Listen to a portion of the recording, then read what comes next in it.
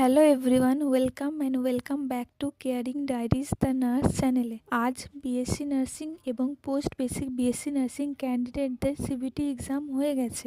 আজ যতগুলো কোশ্চেন জানতে পেরেছি, অ্যাকর্ডিং টু মি পেপারের লেভেল মডারেট টু হাই ছিল। কোশ্চেন পেপার ইজি ছিল না, স্ট্যান্ডার্ড কোশ্চেন ছিল। আমরা মানুষের লাইফ নিয়ে ডিল করব, সো কোশ্চেন পেপারের লেভেল স্ট্যান্ডার্ড আশা করা যায়। এবার কোশ্চেন হলো নেক্সট কি।